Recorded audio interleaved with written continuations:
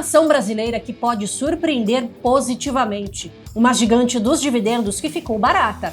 Um fundo imobiliário com alta capacidade de ganho de capital e a ação mais bem vista entre as Big Techs. As melhores recomendações de abril você confere agora. Está chegando pela primeira vez? Inscreva-se no link da descrição do vídeo para receber todo mês as melhores recomendações de investimento em primeira mão. Está começando o Onde Investir em Abril.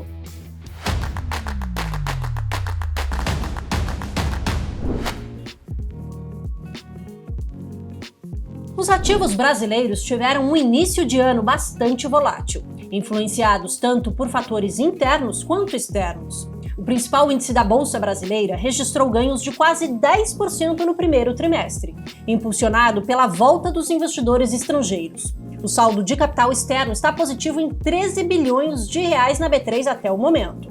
Os balanços corporativos do quarto trimestre de 2024 finalmente acabaram depois de 2 longos meses e impactaram diretamente no desempenho das ações. No quesito política monetária, Gabriel Galípolo e sua equipe cumpriram com o prometido na segunda superquarta do ano e elevaram a taxa de juros para 14,25%, a maior desde 2016. Apesar da alta, a boa notícia ficou por conta da possível paralisação do aperto monetário, que pode acontecer na reunião de junho. Do lado fiscal, a equipe econômica do governo Lula encaminhou ao Congresso Nacional sua proposta de reforma do imposto de renda que isenta trabalhadores com renda mensal de até R$ 5.000. O tema é considerado complexo e provavelmente deve ter tramitação tensa, com possíveis alterações no texto. Isso quer dizer que o temor com as contas públicas persiste e continuará a impactar no humor dos investidores. Já as correções dos 3 primeiros meses do ano foram causadas principalmente devido ao aumento da aversão ao risco global. O vai e vem nas tarifas de Donald Trump provocaram e ainda provocarão muita volatilidade. Aliás, essa é a única certeza daqui para frente. As análises e recomendações para o mês você confere agora no Onde Investir em Abril. Para começar nesse primeiro bloco, já estou aqui com Larissa Quaresma, responsável pela carteira das 10 ideias. Lari, mais uma vez presente aqui, muito obrigada pela participação. Eu que agradeço, Paulinha, sempre um prazer. Março foi o melhor mês até agora em 2025. O que impulsionou essa valorização tão forte nesse mês? Principalmente o cenário internacional. A gente continua a ver essa rotação de saída de capital dos Estados Unidos a outras direções do globo e o Brasil se beneficia muito disso. E por que isso aconteceu e com mais intensidade em março? A gente viu uma combinação de sinais incipientes de desaceleração da economia americana, um mercado de trabalho que está perdendo força, os índices de confiança diminuindo, os índices de incerteza econômica aumentando. Tudo isso, vai trazendo um aperto de condições financeiras muito ligada à tarifação de Trump, que traz bastante incerteza econômica, e em combinação com estímulos em outros lugares do planeta. Então a China veio com um super pacote de estímulos, o maior em muitos anos. A Europa veio com outro pacote de estímulos, com gasto aí bem relacionado à defesa, à infraestrutura. Então com isso, aquela unanimidade do excepcionalismo americano, que a gente vem falando isso, ele só faz perder força, essa tese tão inquestionável, onde não havia motivo para se investir em outra coisa. E aí, quando o investidor tira capital de lá para olhar para outros lugares do mundo, fala, bem, onde eu vou investir, E aí, na cesta de emergentes, o Brasil acaba levando uma rebarba aí desse fluxo. Não à toa, a gente recebeu mais alguns bilhões de fluxo estrangeiro nesse mês, totalizando aí para 13 bilhões de reais positivos, Então, assim, a gente já fez aí mais de um terço, do que foi de resgate ano passado em apenas 3 meses do ano. O internacional foi o principal fator, até porque aqui os investidores institucionais locais continuam sofrendo muito resgate. O acumulado de resgate em fundos de ações no ano já está em 20 bilhões de reais, só de janeiro até março. Então, assim, continuam sangrando muito. Tudo isso vem do fluxo estrangeiro, principalmente. E agora para abril, o que você espera? Abril não tem temporada de resultados relevante, né? Acho que, assim, pouquíssimas empresas divulgam ainda em abril. Então, é o mês que vai ser mais dominado pelo macro, sabendo que a gente já vem de um rallyzinho aí bem forte, né? Até março. Então, acho que alguma correção técnica seria, não me surpreenderia, né? Agora, o que eu vejo, assim, para o restante do ano, é uma tendência de os investidores começarem a olhar um pouco mais para o cíclico doméstico, né? Então, eu acho que essa é uma tendência que a gente começou a ver e pode continuar vendo. A gente não pode esquecer que logo no começo de abril a gente tem o fatídico Dia da Libertação, que foi o que o Trump chamou pacote de tarifas recíprocas no dia 2 de abril. Então, isso pode causar bastante volatilidade nos ativos de risco no mundo inteiro, dependendo de como vier, né? Se ele vier mais brando que o esperado, isso pode impulsionar as bolsas, inclusive a brasileira. Se ele vier um pouco mais agressivo, isso pode acabar pesando sobre os ativos de risco de forma geral. Agora, tem divulgação de dados de mercado de trabalho, acho que vai apontar mais desaceleração lá fora, né? Então, assim, alguma correção técnica seria natural, mas ainda vejo uma tendência ascendente positiva para esse ano, diferente do que foi no ano passado. E no âmbito doméstico, a gente teve, apesar da alta para 14,25%, tivemos ali uma sinalização, de repente, de pausa da Selic, ou até alcançando ali uma Selic terminal mais baixa do que o esperado. Essa Selic agora, essa projeção, muda a estratégia da carteira a partir de agora?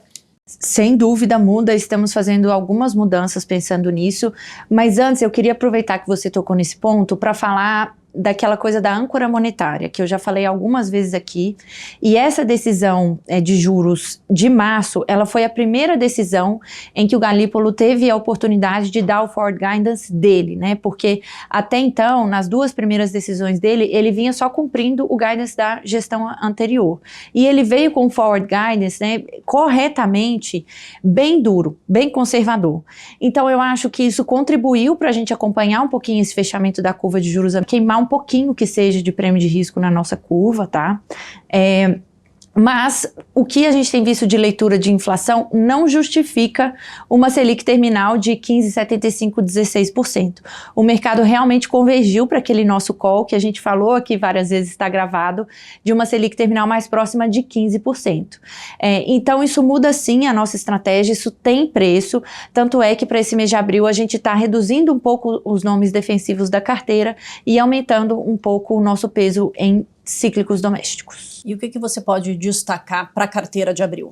Bom, a gente está aproveitando que Suzano ficou muito para trás esse ano e a gente tá ganhando bastante confiança, cada vez mais confiança no momento operacional da companhia. Os preços de celulose estão subindo no mundo, né? A Suzano aí vem fazendo praticamente todo mês, a cada 2 semanas, reajuste para cima de preço e a ação ficou para trás. Então, aproveitando, né, essa má performance, a gente aumenta o peso de Suzano para a carteira, que vai aí para uma das maiores posições, tá? E também acaba protegendo se tiver uma correção, mas por outro lado, a gente aumenta o peso de Localiza também, que a gente acha que pode surpreender positivamente nos resultados e o mercado já começa a precificar antes, né? Então, traria esses 2 destaques aí para o mês de abril. Você conferiu que Suzano e Localiza estão na carteira de abril. Para conferir o relatório completo, é só clicar no link da descrição totalmente de graça para você. Neste segundo bloco, vamos falar sobre dividendos. Já estou aqui com o Rui Hungria, responsável pela carteira da Empiricus Research. Rui, mais uma vez, obrigada pela participação. Eu que agradeço, Paulo. Rui, a Petrobras distribuiu quase metade dos dividendos do ano passado aqui no Brasil e a 14ª maior distribuidora do mundo. Quais são os motivos da Petrobras ser essa gigante na distribuição de dividendos? Na verdade, a Petrobras é uma das maiores produtoras de petróleo do mundo, né? Você produz muito, você tem uma receita grande. O restante, a parte que responde aos dividendos, está relacionada à produtividade e à rentabilidade dessas operações. O pré-sal, ele tem uma característica para a Petrobras, que ele tem uma produtividade muito grande que dilui o custo. né, do barril produzido. Então, se você olhar, a Petrobras ela tem um dos lifting costs mais competitivos do mundo, né? E isso se traduz em uma margem muito grande para cada barril de petróleo produzido, né? Então, você junta essas duas coisas, né? Uma produção aí de mais de 2 milhões de barris equivalentes por dia, com uma margem alta, né, você tem aí essa combinação que ajuda a Petrobras a distribuir, a ter resultados muito fortes, geração de caixa muito forte e, consequentemente, distribuir altos níveis aí de dividendos. Um relatório recente também da Janus Henderson mostrou que a distribuição de dividendos aqui no Brasil cresceu quase 4% em 2024.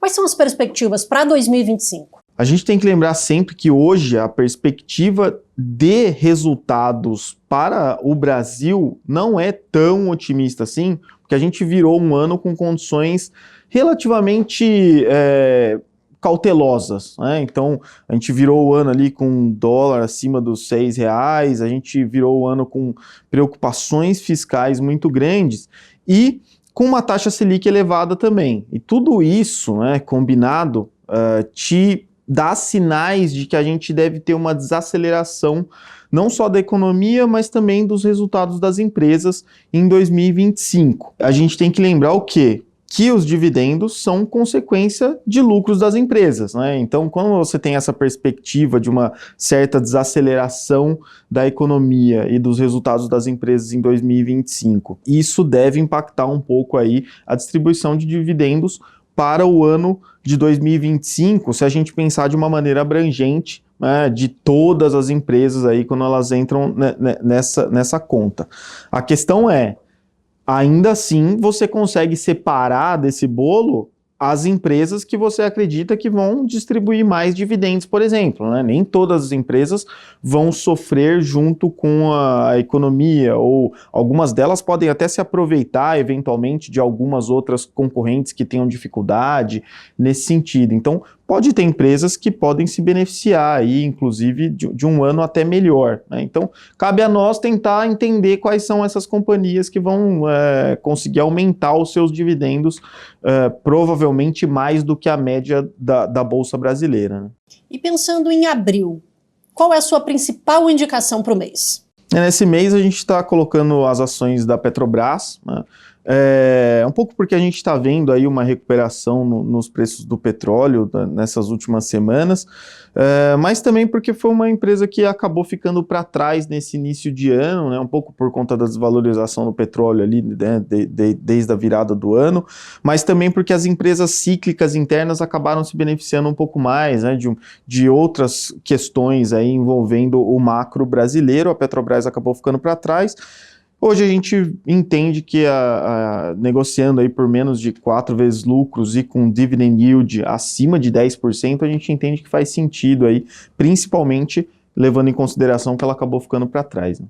E você conferiu agora que Petrobras entrou para a carteira de dividendos da Empiricus Research para abril. Para conferir o relatório completo e as outras indicações, é só clicar no link da descrição do vídeo. Totalmente de graça. Neste terceiro bloco, chegou a hora de falarmos sobre os fundos imobiliários para o mês de abril. Já estou aqui com Caio Araújo, responsável pela carteira das Top Picks da Empiricus Research. Caio, mais uma vez aqui com a gente, obrigada pela presença. Eu que agradeço o convite, Paula. Vamos lá, falar de FIIs.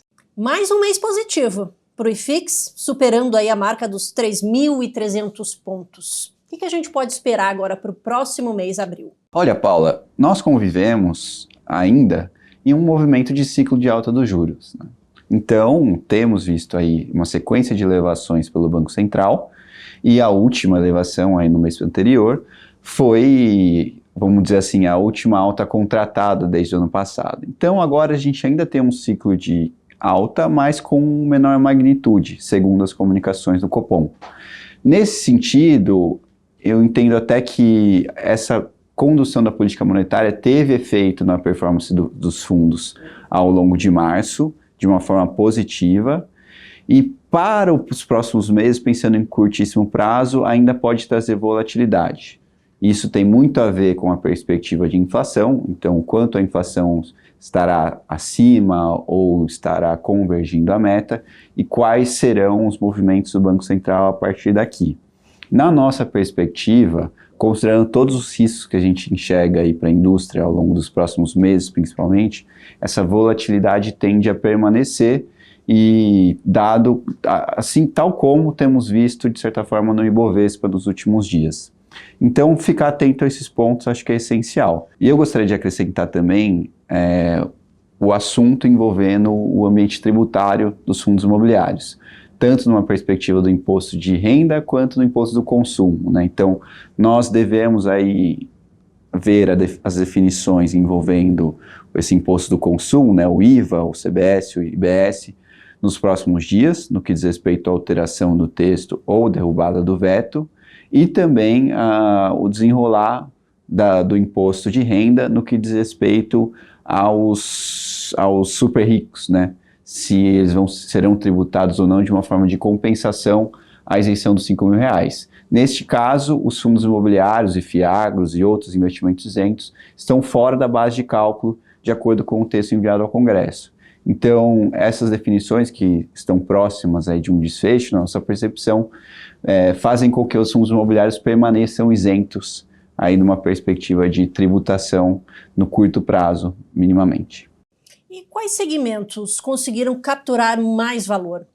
Bom, março nós tivemos aí um mês muito positivo para todas as categorias. Eu diria que algumas categorias de tijolos tiveram maior vantagem. Destacaria shopping centers, que acho que tinham ficado um pouquinho para trás, a gente mencionou isso no último Onde Investir, e também galpões logísticos, também foram muito bem. Mas, de certa forma, temos visto aí uma performance pareada dos setores, especialmente nos tijolos. Então, eu destacaria essas duas classes de início. E para abril, o que você pode destacar para a carteira das Top Picks? Bom, para abril, nós temos ainda uma perspectiva favorável no que diz respeito a investimento.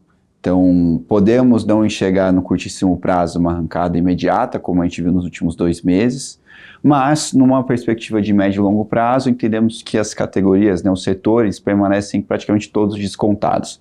Crédito, logística, shoppings, lajes corporativas, nós vemos descontos em praticamente quase todos os fundos das categorias. Então, numa perspectiva de investimento, me parece favorável.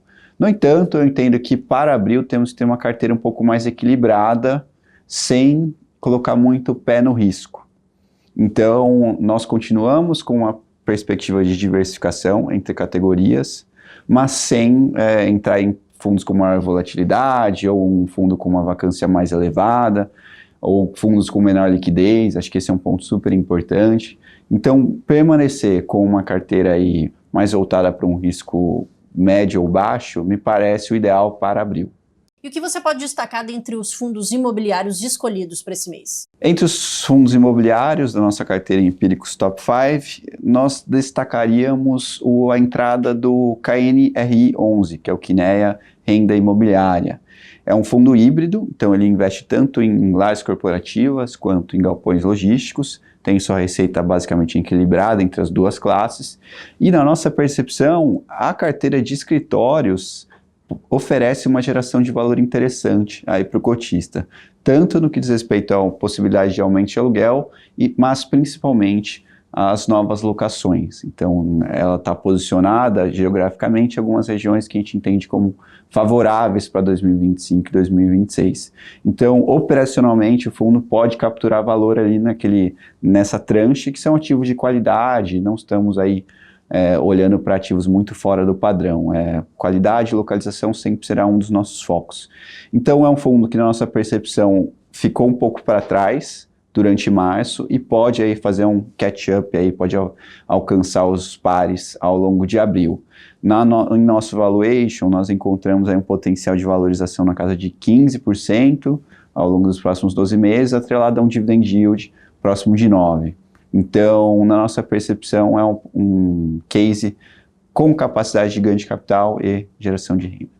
Kinea Renda Imobiliária entrou para a carteira das Top Picks de abril. Para conferir o relatório completo, só clicar no link da descrição do vídeo. É de graça. Chegamos no último bloco do Onde Investir em abril. Já estou aqui com Enzo Pacheco, responsável pela carteira das ações internacionais. Enzo, mais uma vez, obrigada pela participação. Fala, Paulo, um prazer estar no seu programa.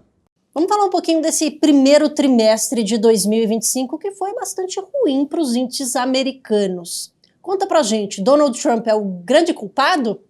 Olha, Paula, eu não diria que ele é o único culpado, mas eu acho que ele tem uma bela participação na performance ruim para os mercados americanos.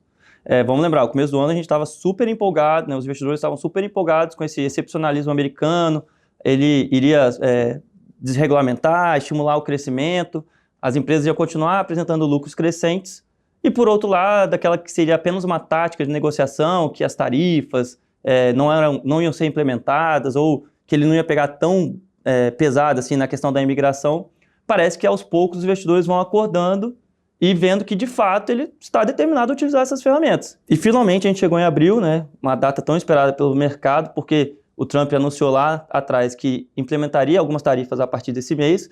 Vamos ver como vão acontecer os próximos passos, né? Se ele vai, de fato, anunciar as tarifas, se ele vai voltar atrás, igual ele fez em outras oportunidades. Então, essa incerteza dificulta muito os agentes econômicos.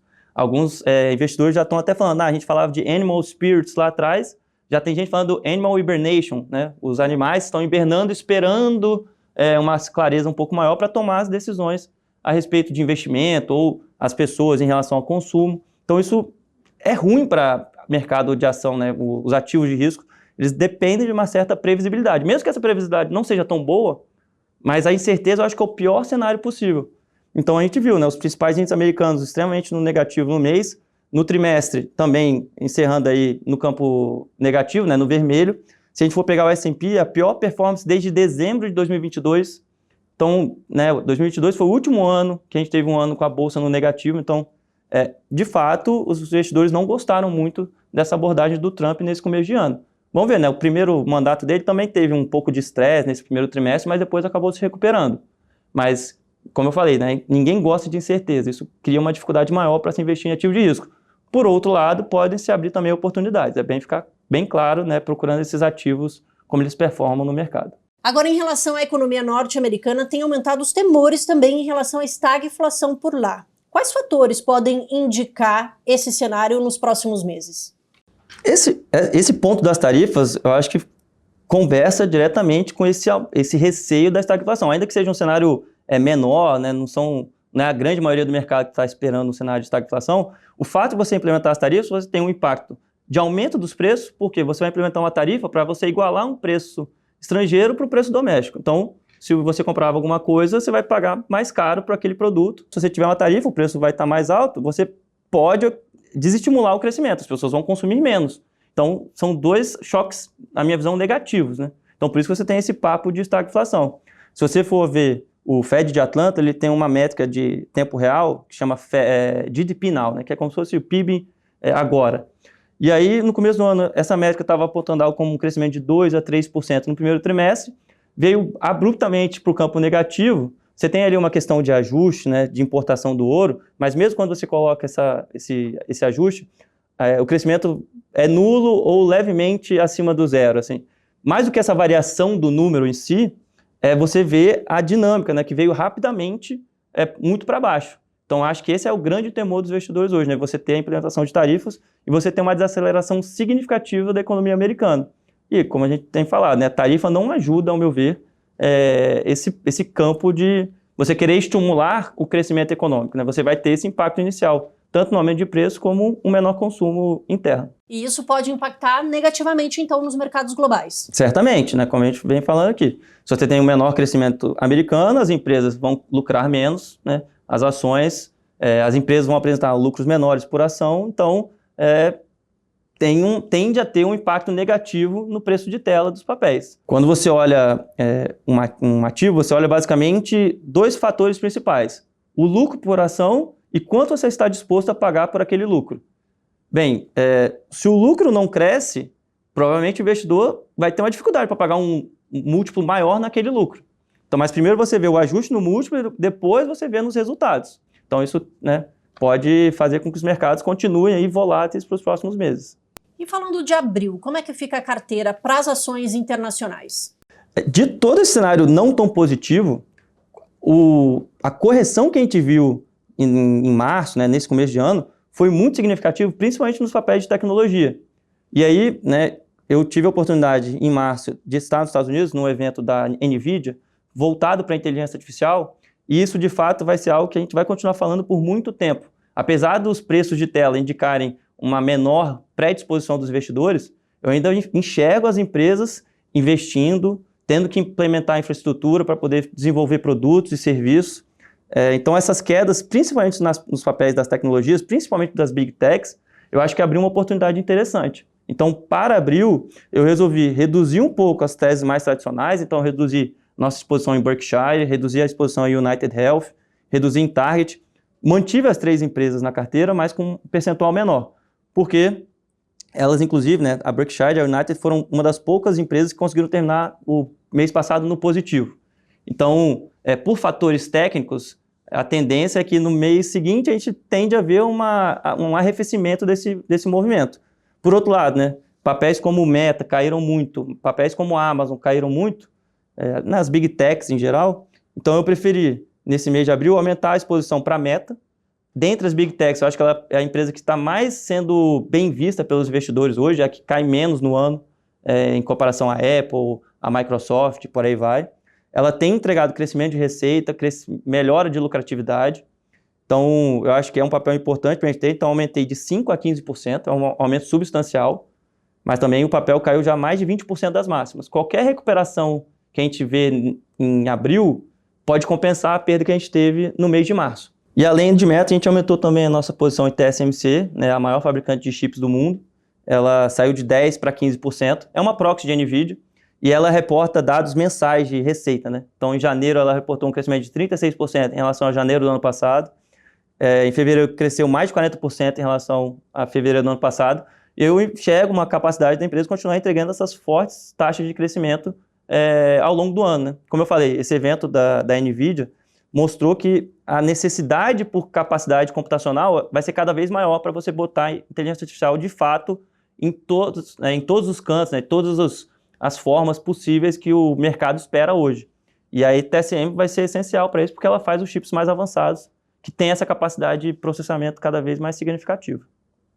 E você conferiu algumas das recomendações da carteira de ações internacionais para abril. Para conferir o relatório completo, só clicar no link da descrição, totalmente de graça para você. Você acabou de descobrir as principais recomendações dos analistas para abril. Para receber os relatórios completos totalmente de graça, clique no link da descrição do vídeo agora. Obrigada pela companhia e nos encontramos mês que vem no Onde Investir em Maio.